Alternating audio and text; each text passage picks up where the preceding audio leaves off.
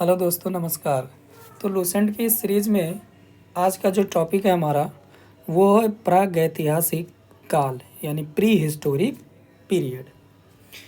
तो pre historic period जो है, प्री हिस्टोरिक पीरियड, ये जो प्री हिस्टोरिक पीरियड है, अगर इसके हम टाइम की बात करें, इसका टाइम कब से कब तक है, तो लूसेंट की जो इंग्लिश बुक है उसमें इसका समय दिया हुआ है 30 लाख बीसी से लेकर 600 बीसी।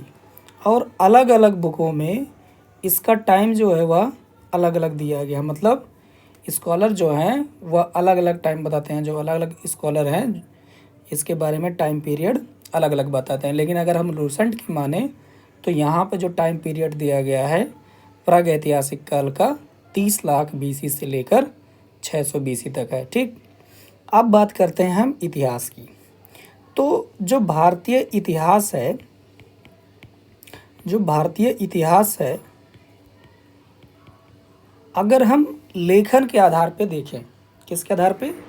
लेखन के आधार पर देखें, यानी लेखन कला, जो लिखने की जो एक शैली होती है उसके आधार पे अगर हम भारतीय इतिहास को डिवाइड करें तो इसको 3 भागों में डिवाइड किया गया है। कितने भागों में? 3 भागों में। उसमें से पहले ही भाग को क्या कहा जाता है? प्रागैतिहासिक काल। कौन सा काल?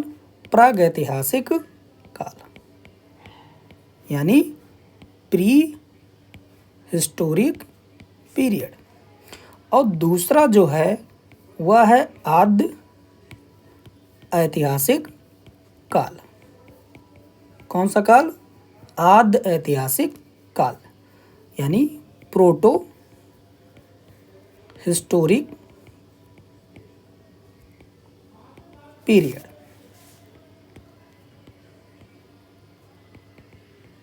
और तीसरा है ऐतिहासिक काल। कौन सा काल? ऐतिहासिक काल, यानी हिस्टोरिकल पीरियड।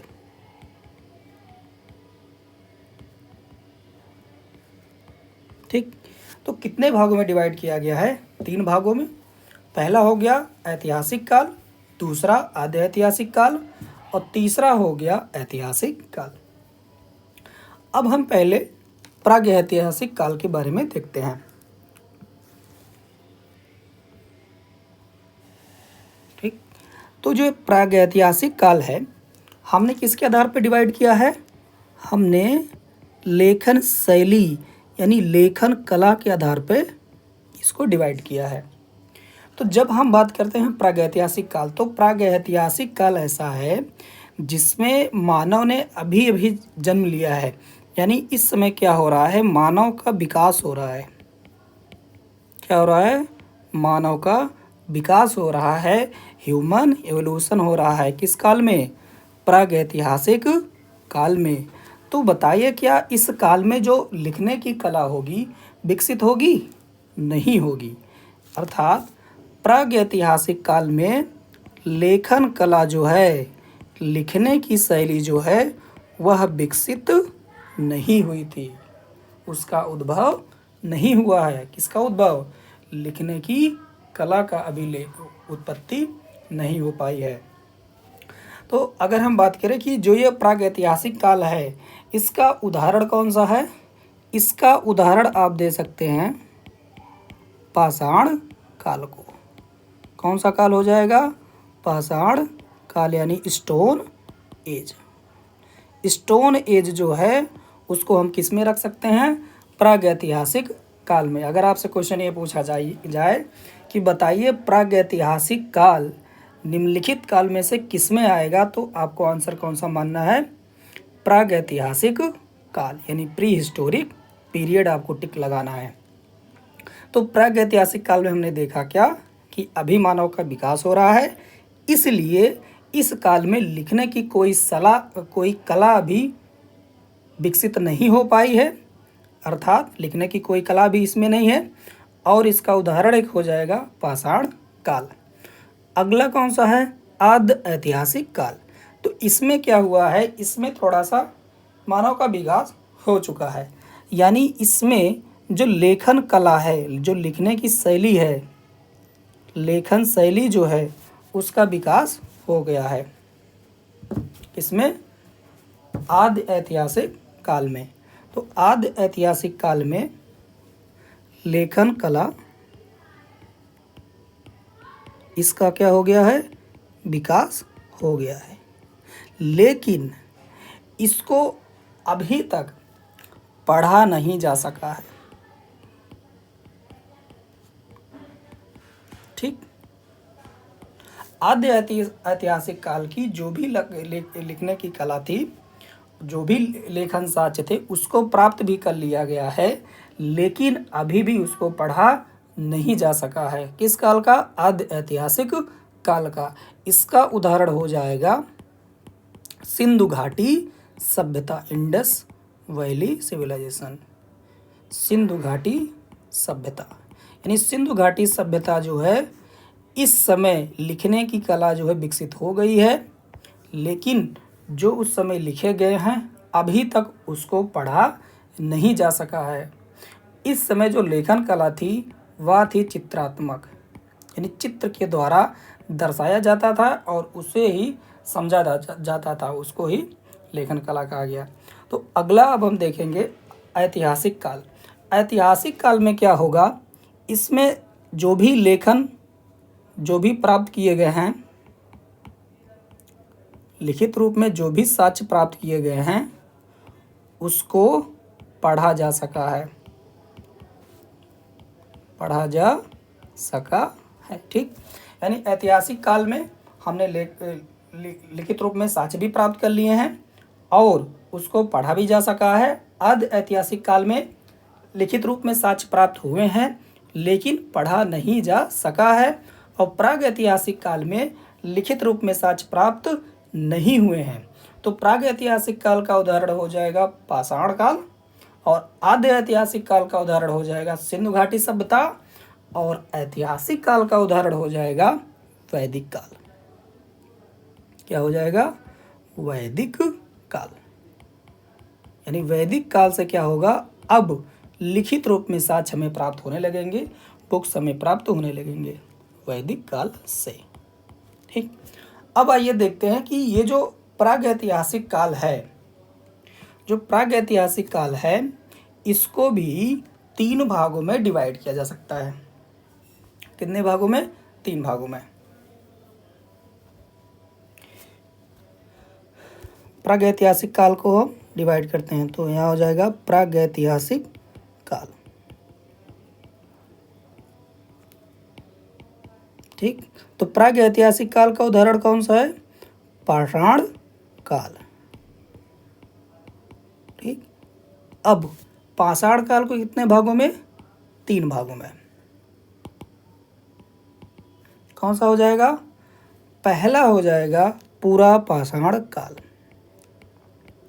पूरा पाषाण काल। दूसरा मध्य पाषाण काल, और तीसरा हो जाएगा नव पाषाण काल। ठीक, या स्टोन एज के आधार पर जो बांटा प्रागैतिहासिक काल को, वह 3 भागों में, और धातु के काल पर भी इसको बांटा जाता है। जैसे ताम्रकालीन युग हो जाएगा, और कांस्य युग हो जाएगा, और एक लव युग हो जाएगा, तो उसको हम नहीं देख रहे हैं। तो बाकी पाषाण काल के आधार, पाषाण काल जो है उसको 3 भाग में बांट सकते हैं। नंबर 1 पाषाण, पूरा पाषाण काल यानी ओल्ड स्टोन एज, और दूसरा मध्य पाषाण काल यानी मिडिल स्टोन एज, और नव पाषाण काल यानी न्यू स्टोन एज। कितने भागों में बांटा गया, 3 भागों में, पूरा पाषाण काल, मध्य पाषाण काल और नव पाषाण काल। अब देखते हैं पहला इसमें से पूरा पाषाण काल। पहला क्या हो जाएगा, पूरा पाषाण काल, ओल्ड स्टोन एज।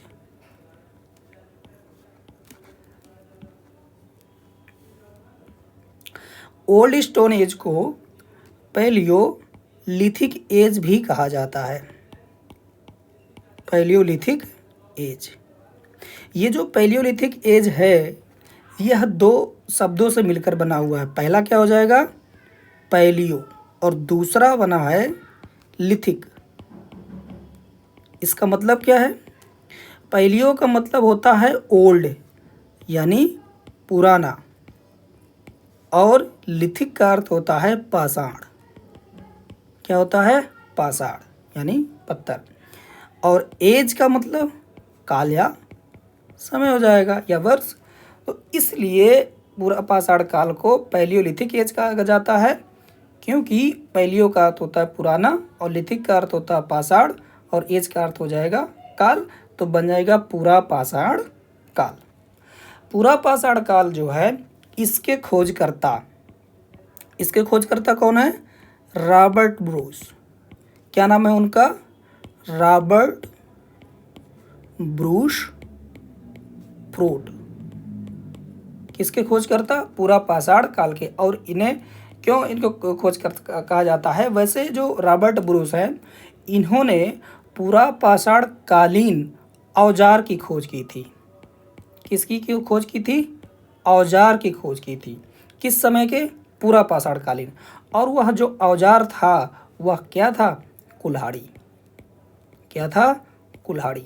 किस धातु की बनी हुई थी, तो वह तांबे का बना हुआ था। किसका, तांबे का बना हुआ, यानी तांबे का बना हुआ कुल्हाड़ी किसके द्वारा खोजा गया, रॉबर्ट ब्रूस फ्रूट के द्वारा खोजा गया। आपसे पूछा जाता है कि पूरा पाषाण काल के किस औजार की खोज की गई, तो कुल्हाड़ी की खोज की गई। और यह भी क्वेश्चन पूछा जाता है कि जो कुल्हाड़ी प्राप्त की गई है पूरा पाषाण कालीन वह किस धातु का बना हुआ था। तो आंसर कौन सा बताएंगे, तांबे का बना हुआ था। तो रॉबर्ट ब्रूस ने क्या किया, 1863 में 1863 में मद्रास के पास, किसके पास, मद्रास के पास पल्लवरम में, कहाँ पर, पल्लवरम में किसकी खोज की है, कुल्हाड़ी की खोज की। अगर आपसे स्थान पूछ रहा है तो आप क्या बताएंगे, पल्लवरम। और ये कहाँ पर है, मद्रास में। ठीक, तो पैलियोलिथिक में हमने देखा कि इसके खोज पूरा पाषाण कालीन औजारों की खोजकर्ता कौन है, रॉबर्ट ब्रूस फ्रूट। कौन से औजार खोजा है, कुल्हाड़ी खोजा है। कहाँ से खोजा है, पल्लवरम से। कब खोजा है, 1863 में। और ये जो पूरा पाषाण कालीन युग है इसमें आग की खोज हो गई है। किसकी खोज हो गई है, आग की खोज हो गई है। लेकिन अभी तक इनके द्वारा उपयोग करना यानी इसका प्रयोग कैसे किया जाएगा इसका ज्ञान अभी नहीं है। इसका ज्ञान अभी नहीं है, किसको, मानव को। यानी पूरा पाषाण काल में आग की खोज हो गई है और उस समय अभी उनके द्वारा आग का प्रयोग कैसे किया जाएगा, इसका उपयोग कैसे किया जाएगा, इसका ज्ञान अभी नहीं है। अब अगला देखते हैं मध्य पाषाण काल। अगला क्या हो जाएगा, दूसरा मध्य पाषाण काल, middle stone age. Middle stone age इसे कहा जाता है मीसोलिथिक एज। क्या, मीसोलिथिक एज। मीसो का यहाँ पर अर्थ हो जाएगा मध्य और लिथिक का अर्थ हो जाएगा पाषाण और एज का अर्थ क्या है, काल या समय। तो क्या हो जाएगा, मध्य पाषाण काल। अब जो मध्य पाषाण काल है हमने क्या देखा कि ये जो पूरा पाषाण काल है इसमें आग की खोज हो गई है और इनका जो निवास स्थान है, पूरा पाषाण काल में इनका जो निवास स्थान है वह है गुफा या कह सकते हैं शैलाश्रय। क्या है, शैलाश्रय, यानी गुफाओं में निवास करते थे। और इनका जो पालन पोषण होता था अर्थात खाते क्या थे, तो ये शिकार में जो भी पाते थे उसका उपयोग करते थे। यानी अपना जीवन निर्वाह करने के लिए यह किस पर निर्भर थे, शिकार पर निर्भर थे। शिकार करके भोजन करते थे और करने के बाद जो बचता था उसका संग्रह कर लेते थे। क्या कर लेते थे? संग्रह कर लेते थे, उसको इकट्ठा कर लेते थे। यानी इस काल को हम कह सकते हैं आखेटक और संग्राहक काल। किसके अर्थ में? मानव के अर्थ में। तो पूरा पाषाण काल में अभी गुफाओं में रह रहे हैं, शैलाश्रम में रख रहे हैं, भोजन का संग्रह कर रहे हैं, शिकार करके भोजन प्राप्त कर रहे हैं, और आग की खोज हो गई है लेकिन प्रयोग करने का ज्ञान अभी नहीं है। और मध्य पाषाण काल में क्या होगा? इनका निवास स्थान क्या होगा? किनका? मानव का जो निवास स्थान है वह अब नदी तट हो जाएगा। कहाँ हो जाएगा? नदी तट। यानी जहाँ पहले गुफाओं में रहते थे अब वहाँ से निकल करके कहाँ रहने लगे? नदियों के किनारे रहने लगे। और भोजन के रूप में जो भोजन करते थे वह अभी भी शिकार करके, यानी आखेटक के द्वारा, आखेटक हैं अभी भी, और पशु का पालन भी करने लगे। क्या करने लगे? पशुपालन भी करने लगे। यानी इनमें थोड़ा सा और विकास हो गया। जहाँ गुफाओं में रहते थे अब नदियों के किनारे रहने लगे। आखेटक अभी भी हैं, यानी शिकार करके अभी भी अपना भोजन करते हैं, लेकिन एक अलग परिवर्तन आया है जानवरों को पालने का। अब वह जानवर भी पाल रहे हैं। अब आते हैं नवपाषाण काल में। इसमें नवपाषाण काल में नवपाषाण काल यानी new stone age. New stone age को कहा जाता है नियोलिथिक एज। Neolithic age. यहाँ पर नियो का अर्थ है नया, या कह सकते हैं नौ, और लिथिक का भी देखा हमने ऊपर, पाषाण हो जाएगा, और एज का क्या हो जाएगा? काल। यानी क्या हो जाएगा? नवपाषाण काल। अब ये जो नवपाषाण काल है इसमें क्या परिवर्तन आएगा? उनमें इसमें जो सबसे महत्वपूर्ण परिवर्तन आया वह आया कृषि के लिए। यानी नवपाषाण काल में किसका आविष्कार हो गया है? कृषि का आविष्कार हो गया है। किस काल में? नवपाषाण काल में। दूसरा, पहिए का आविष्कार हो गया है। किसका आविष्कार हो गया है? पहिए का। पहिए का ज्ञान भी इनके द्वारा हो गया है। तीसरा, अस्थाई निवास हो गया है इनका। क्या हो गया है? अस्थाई निवास। और चौथा हो जाएगा पशुपालन। यानी पशुपालन हमने देखा मध्य पाषाण काल में भी। और जो पशुपालन है, अगर आपसे ये क्वेश्चन पूछता है कि मानव के द्वारा पहले किस पालतू जानवर को पालतू बनाया गया, तो वो क्या है? कुत्ता। क्या हो जाएगा? प्रथम पालतू जानवर कौन सा है? कुत्ता है। तो हमने क्या देखा कि जो पूरा पाषाण काल है, पूरा पाषाण काल में किसकी खोज हो गई है? आग की खोज हो गई। अगर आपसे क्वेश्चन ये पूछे कि आग की खोज किस काल में हुई, तो पूरा पाषाण काल में। कृषि का आविष्कार किस काल में हुआ? तो नवपाषाण काल में। पहिए का आविष्कार किस काल में हुआ? तो आपका आंसर होगा नवपाषाण काल में। पशुपालन किस में करना चालू किए हैं, किस काल में? तो वो हो जाएगा मध्य पाषाण काल। मानव के उस समय जो औजार बनाए जाते थे वह किसके बनाए जाते थे? यानी पूरा पाषाण काल में जो औजार बनाए जाते थे, या पाषाण काल में जो औजार बनाए गए हैं पहले, किसके बनाए गए? किस धातु के बनाए गए हैं? अगर ये आपसे क्वेश्चन पूछता है किसके बनाए गए पहले, तो पहले पत्थर के औजार बनाए जाते थे। लेकिन अगर आपसे धातु पूछेगा, क्या पूछेगा? धातु, तब आपका आंसर क्या होगा? तांबा। और क्या बना हुआ मिला है? कुल्हाड़ी मिला है। ठीक, कहाँ से मिला है? मद्रास के पास पल्लवरम से। अब हमने देख लिया कि पूरा पाषाण काल, इसमें क्या हुआ है? मध्य पाषाण काल, ये भी हमने डिस्कस कर लिया, और नवपाषाण काल, ये भी हमने डिस्कस कर लिया। अब देखते हैं इसके बाद जो भी और महत्वपूर्ण तथ्य इससे बचे हुए हैं संबंधित, महत्वपूर्ण तत्व।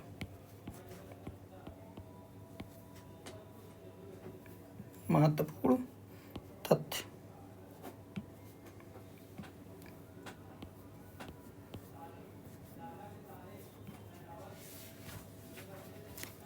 पहला, मनुष्य ने सर्वप्रथम तांबे धातु का प्रयोग किया, ये तो हम जानते हैं। किसका प्रयोग किया है? तांबे धातु का प्रयोग किया, अभी हमने डिस्कस किया ऊपर। दूसरा, कृषि का जो साक्ष्य है वह सबसे पहले कहाँ से प्राप्त किया गया? कृषि का जो प्रथम साक्ष्य है, कृषि का प्रथम साक्ष्य या उदाहरण कहाँ से प्राप्त किया गया है? तो पाकिस्तान में एक स्थान है बलूचिस्तान। पाकिस्तान जो है उसका पश्चिमी हिस्सा जो है, उस पश्चिमी हिस्से में एक जगह है, एक क्षेत्र है बलूचिस्तान। क्या है? बलूचिस्तान। और बलूचिस्तान के मेहरगढ़ से क्या किसका उदाहरण प्राप्त हुआ है? कृषि का साक्ष्य मिला है। यानी कृषि का जो पहला उदाहरण अगर देखेंगे, पहला जो साक्ष्य देखेंगे वो कहाँ से प्राप्त हुआ है? मेहरगढ़ से प्राप्त हुआ है। मेहरगढ़ कहाँ पर है? बलूचिस्तान में है। बलूचिस्तान कहाँ पर है? पाकिस्तान में है। ठीक, जब आप पाकिस्तान का नक्शा ऐसे देखेंगे, यहाँ भारत बना हुआ है ऐसे, और इसके बगल में यहाँ पे देख पश्चिमी हिस्से में पाकिस्तान आएगा, तो पाकिस्तान का जो ये पश्चिमी हिस्सा है अरब सागर से रिलेट करने वाला, यहाँ से यहाँ पर बना हुआ है क्या? बलूचिस्तान यहाँ पर है। ठीक, तो हमने देख लिया कि कृषि का जो प्रथम साक्ष्य वो कहाँ से मिल गया हमको? मेहरगढ़ बलूचिस्तान से मिल गया। तीसरा, चावल का जो सबसे पुराना साक्ष्य है वो कहाँ से प्राप्त हुआ हमको? चावल का प्राचीनतम साक्ष्य कहाँ से प्राप्त हुआ है? प्राचीनतम साक्ष्य कोल्डी हवा से। कोल्डी हवा से कहाँ पर है? यूपी में। तो चावल का प्राचीनतम साक्ष्य कहाँ से प्राप्त हुआ है? कोल्डी हवा से। चौथा, सबसे प्राचीन नगर कौन सा है? प्राचीन नगर, सबसे प्राचीन नगर मोहनजोदड़ो, जिसका अर्थ होता है मृतकों का टीला। मृतकों का टीला। पांचवा, पुरापाषाण कालीन आवास किस राज्य से प्राप्त हुए हैं? पुरापाषाण कालीन आवास कहाँ से प्राप्त हुए हैं? एमपी से। किस जगह से? भीमबेटका नामक स्थान पे। कहाँ से? भीमबेटका नामक स्थान पर। कहाँ पर है? रायसेन में है। रायसेन में है, मध्य प्रदेश के रायसेन नामक स्थान जगह से भीमबेटका नामक स्थान से क्या प्राप्त हुआ है? पुरापाषाण कालीन आवास। इस जगह के खोजकर्ता कौन है? डॉक्टर विष्णुधर। डॉक्टर विष्णु श्रीधर। जो भीमबेटका जगह है, यहाँ पे जो पुरापाषाण कालीन आवास प्राप्त हुए हैं, यहाँ पे देखेंगे कि जो गुफा है वहाँ पर ढेर सारे चित्र से बने हुए हैं। ठीक, चित्र बने हुए हैं। तो उसके खोजकर्ता कौन है? डॉक्टर विष्णु श्रीधर। ये जो भीमबेटका जगह है, इसको जुलाई 2003 में यूनेस्को के द्वारा विश्व धरोहर की सूची में शामिल किया गया है। विश्व धरोहर की सूची में शामिल किया गया। कब? 2003 में। किस जगह को? भीमबेटका नामक स्थान को किसमें शामिल किया गया है? यूनेस्को के द्वारा विश्व धरोहर में शामिल किया गया है। छठा नंबर, भारत में जो मनुष्य संबंधी साक्ष्य है वह किस स्थान से प्राप्त हुआ है? तो उसका आंसर हो जाएगा नर्मदा नदी। यानी नर्मदा नदी से मनुष्य संबंधी जो साक्ष्य हैं वह प्राप्त हुए हैं। मनुष्य संबंधी साक्ष्य प्राप्त हुए हैं। तो हमने देखा पहला, सबसे पहले किस धातु का उपयोग किया गया? तांबे का प्रयोग किया गया। कृषि का प्रथम उदाहरण कहाँ से मिला? मेहरगढ़ से मिला। चावल का प्राचीनतम साक्ष्य कोल्डियावा यूपी से। प्राचीनतम नगर कौन सा है? मोहनजोदड़ो, जिसका अर्थ है मृतकों का टीला। पूरा पाषाणकालीन आवास कहाँ से मिला है? एमपी से, भीमबेटका नामक स्थान से। इसके खोजकर्ता कौन है? विष्णु श्रीधर। और इसी को 2003 में यूनेस्को के द्वारा विश्व धरोहर में शामिल किया गया है। और मनुष्य संबंधी जो साक्ष्य वो कहाँ से प्राप्त हुए हैं? नर्मदा नदी से प्राप्त हुए हैं। तो यहाँ पर हमारा जो आज का टॉपिक था प्रागैतिहासिक काल, प्री हिस्टोरिक पीरियड हो गया समाप्त। तो अब आगे का जो टॉपिक हमारा होगा वह होगा Indus valley civilisation. Indus valley civilisation यानी सिंधु घाटी सभ्यता। सिंधु घाटी सभ्यता। तो अगले के क्लास में हम लोग देखेंगे सिंधु घाटी सभ्यता को। धन्यवाद।